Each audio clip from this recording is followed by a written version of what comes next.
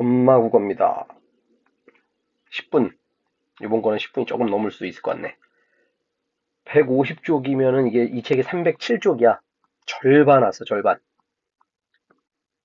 이제 나머지 절반 금방 할 수 있으니까 사실 앞에 거 절반이 쉬운 거고 여기서부터 사실 조금 좀 어려워지는데 결국 수능은 뭐 어려운 게 출제되는 거지. 쉬운 거 안 나와.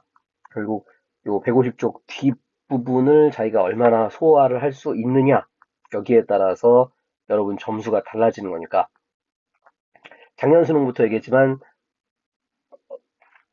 뭐 전제 그다음에 어떤 지식적인 측면에서 안 가르쳐 주는 게 많아. 그래서 여러분들이 이런 경제지문 같은 경우는 신경 써가지고 이해하고 지나가야 돼. 이번 거는 조금 천천히 가면서 어지간하면 설명을 좀 해줄게. 갑시다. 자, 채권은 채권 별거 없어. 자금을 조달하려고 그러니까 돈 내놔 그럼 돈 안 주잖아. 그래서 내가 네가 이 종이를 갖고 있으면 나중에 돈 줄게. 채무증서야. 그래서 발행하는 게 채무자, 구입하는 사람이 채권자. 그래서 만기일까지 만기일에 있으면 그 만기일에 얼마 주겠다 하는 게 액면금액이 있지. 그걸 주는 거고. 그 중간에 그럼 뭐 해? 중간에 이자를 받아먹는 거지. 이게 채권이야. 참 쉽지? 자, 대출하고 유사해. 대출도 은행 가가지고 은행한테 나 이거 당신한테 500을 빌릴 건데 3년 뒤에 갚겠다. 근데 그 3년 동안 한 달에 뭐 이자를 10,000원씩 주겠다. 거의 똑같아. 그런데 발행 주체가 법률적으로 정해져 있다. 저 맨 뒤에다 갖다 놨는데 그 상장된 주식회사만 가능한 거야. 아무나. 그러니까 대출은 개인들이 이제 돈을 빌리는 거고, 요 채권이라는 거는 상장된 주식회사가 발행한다. 근데 그 채권이라는 게 특이하게 매매가 자유롭다. 그러니까 대출을 내가 뭐 하나은행에서 돈을 빌렸어. 그러면 이거를 옆집 아줌마한테 당신이 대신 갚으시오. 돼, 안 돼? 안 돼. 그런데 채권은 이거 딴 사람한테 팔 수 있어. 그리고 예를 들어서 나중에 3년 뒤에 100만 원을 받겠다. 라고 써 있어도 회사의 가치에 따라서 시장 가격이 달라져. 예를 들어서 삼성전자 채권 그러면은 가격이 쌀까 비쌀까? 비싸겠지. 삼성전자는 안 망할 거니까. 근데 상준전자 듣보잡 회사야. 그러면은 그 회사의 시장 가격은 엄청나게 떨어지겠지. 그래서 투자의 수단이 되기도 하더라. 자, 채권을 분류를 하는데 그 중에서 주식회사가 발행하는 걸 회사채. 이 글은 회사채에 대한 글이야.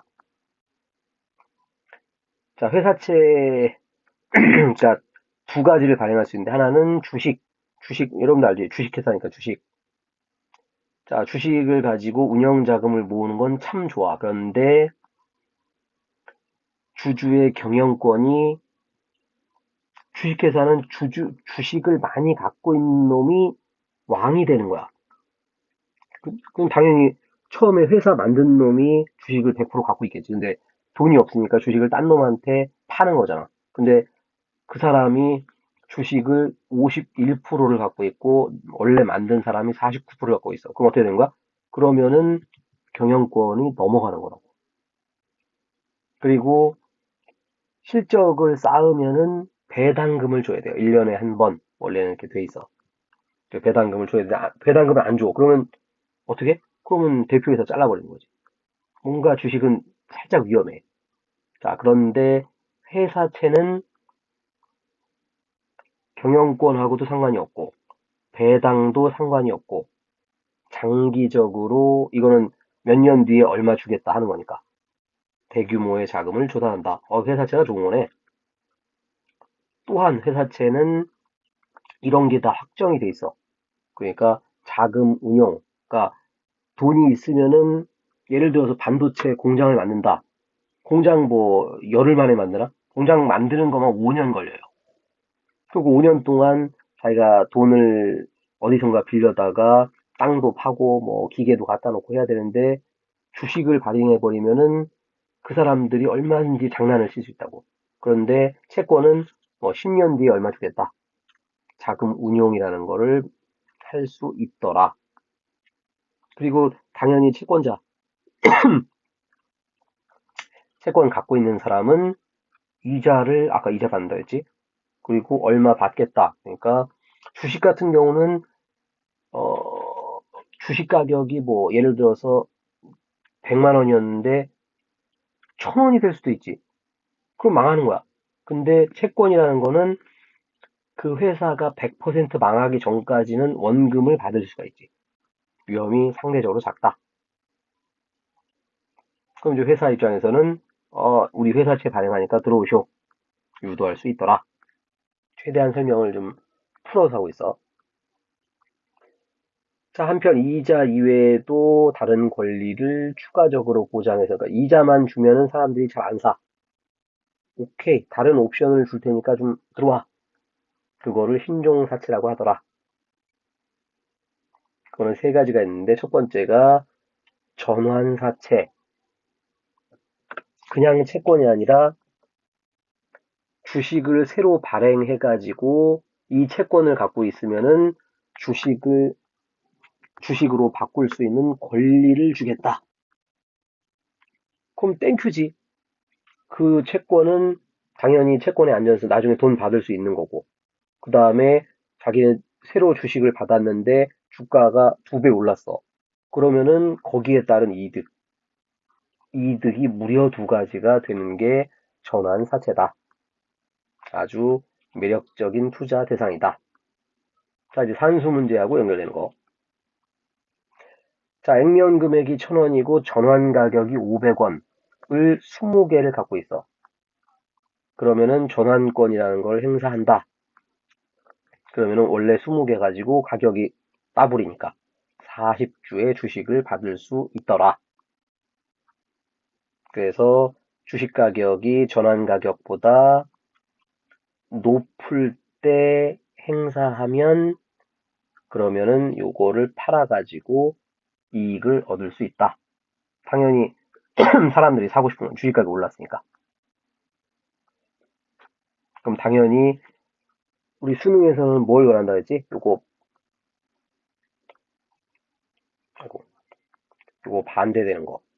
자, 주식 가격이 그러면은 전환 가격보다 낮아져. 그러면은 일단 매도를 할 수 있어, 없어? 없지, 아무도 안 사지. 그치? 그러면은 손해를 볼 수도 있다. 다 양날의 칼이죠. 자, 두 번째는 교환사채. 여기는 전환, 새로운 주식으로 받는 거. 교환, 원래 갖고 있던 주식으로 교환하는 거. 익스체인지 하는 거. 그 차이야. 그래서 얘도 마찬가지로 채권의 이자율이 그냥 채권보다는 낮아지는 거고. 그 다음에 자금 조달 비용을 절약할 수 있고. 마찬가지로 투자자는 채권의 안정성하고 주식의 수익성 2가지를 보장받을 수 있더라. 거의 비슷한데 가장 큰 차이점은 새로 발행, 기존에 있는 거 발행. 자, 제목이 살짝 어려운 새로운 주식으로 인수할 수 있는 권리. 말 그대로 푸는 거예요. 신규 주식을 발행할 때 인수할 수 있는 권리. 당연히 얘도 회사채 원금과 이자 받을 수 있고 나중에 신규 주식을 살 수도 있다. 그럼 당연히 예를 들어 삼성전자에서 신주 인수권부 사채를 만들어. 삼성보다 더 좋은 거 할까? 애플. 그럼 여러분이 요 사채를 사고 싶어, 안 사고 싶어? 사고 싶지. 애플 주식 비싸니까. 그를 통해서 투자자들은 자금 조달을 용이하게 하고 낮은 이자를 발행할 수 있고 그리고 채권자가 이거를 행사하더라도 채권은 그대로 있는 상태에서 신주만 또 팔아먹을 수 있으니까 추가 자금을 얻을 수도 있더라.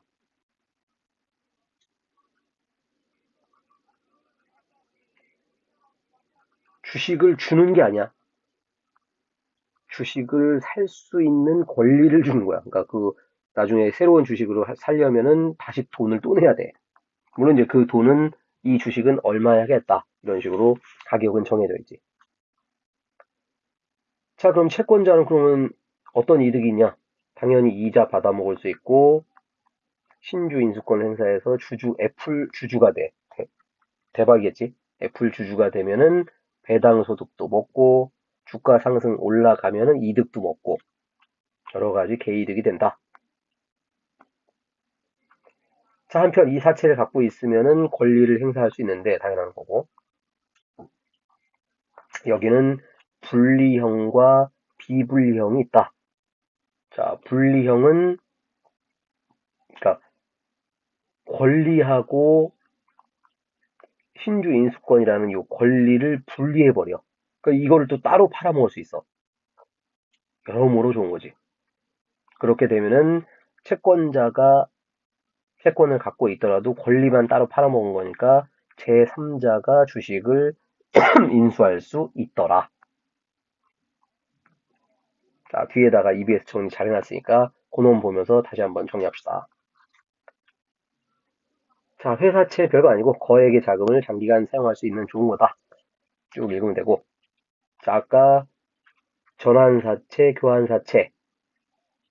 일반적인 것보다 이자율, 왜냐면 주식을 주니까 이자율이 낮고, 만약에 권리를 행사하면 원금 상환 의무가 사라진다. 뭔 얘기냐면은 얘는 아예 교환을 해버리는 거야. 주식하고 맞교환 해버리는 거야. 원금을 줄 필요가 없다고. 그러면 채권 갖고 있는 놈들 입장에서는 이자 받아 먹을 수 있고 주식으로 또 벌 수도 있고, 요게 공통점. 자, 제목만 좀 달라진 거야. 전환사채는 전환권, 뭐로 전환한다? 새로 발행한 주식으로 전환한다. 교환사채는 교환권인데 원래 있던 주식이랑 교환한다. 요게 차이점이야. 요 두 가지 머릿속에 기억합시다. 자, 전체 정리해 놓은 건데, 신종사채 세 가지, 전환사채는 전환권이 있고 새로운 주식으로 전환 가능하다. 교환사채는 교환권이 있는 거고 원래 있던 주식이랑 교환하는 거다. 신주 인수 권리를 갖고 있는 사채. 회사가 신규 주식을 발행할 때 인수할 권한. 그러니까 원금은 원금대로 받고 주식은 주식대로 또 살 수 있는. 요게 신주 인수권부 사채. 자, 이거는 비분리가 있는데 분리는 인수권하고 채권이 분리된 거고. 그래서 별도의 가격. 그러니까 인수권은 따로, 채권 가격 따로. 그래서 제3자가 인수할 수 있다. 비분리는 안 된다. 끝. 자, 채권 종류 제목은 여러 개 있는데 사실 우리한테 필요한 거는 일단 지문에 있는 건 회사채 이놈이었고, 나머지 별거 없고, 국채가 영화에 잘 나오지. 영화에서 마피아나 이런 애들이 좀 금액이 작은 애들, 그냥 마약 거래하는 애들은 가방에다가 100달러짜리 지폐로 이렇게 막 교환하는 거고, 좀 더 큰 애들, 몇억 달러 이런 애들은 100달러짜리로 하면 막 한 트럭 가져가야지. 그래서 미국 국채 가지고, 그러니까 예를 들어서 1억 달러짜리 미국 국채 10장 이런 식으로. 미국 국채는 미국이 망해 안 망해? 안 망하지. 이거 이자 없어요. 이자 거의 제로. 그냥 이거는 작은 종이로, 게다가 예를 들어서 수표를 발행해. 수표 발행하면 뭐가 남아? 증거가 남지. 미국 국채 증거 남아 안 남아? 안 남아. 그래서 범죄자들이 많이 써먹는 게 미국 국채. 자, 웃기는 거는 세상에서 미국 국채를 가장 많이 갖고 있는 나라가 어디일까요? 정답은 중국이야. 미국의 국채를 중국이 갖고 있어요. 그래서 중국하고 막 그렇게 싸워도 서로 마지막까지 숨통을 끊어놓지 못하는 건 서로 이걸 갖고 있기 때문에. 자, 이렇게 해서 오늘 살짝 복잡한 경제 신종 사채에 대한 글을 들었고, 만약에 나는 한 4등급 밑에라서 읽었는데 뭔 얘기인지 모르겠고 한 번 들어도 잘 모르겠다 하는 사람들은 다시 한번 또 듣기를 강조합니다. 이게 혼자서 그냥 눈으로 읽어갖고는 머릿속에 안 들어와. 아까 한번 선생님이 비교적 설명 좀 친절하게 해놨으니까 처음부터 끝까지 다시 들으면서 기억하고 그 다음에 암기하고 요 작업이면 충분히 문제 풀 수 있습니다. 그 EBS 책에 보면은 2번 문제가 산수 문제인데 하여튼 요 산수 문제를 풀려면 이게 머릿속에 박혀 있어야 돼. 안 그러면은 그런 문제 절대 못 풉니다. 채권 요거 무조건 요건 실무, 육모, 구모, 수능 무조건 나오는 거니까 반드시 복습하고 이해합시다. 구독, 좋아요, 엄마 국어.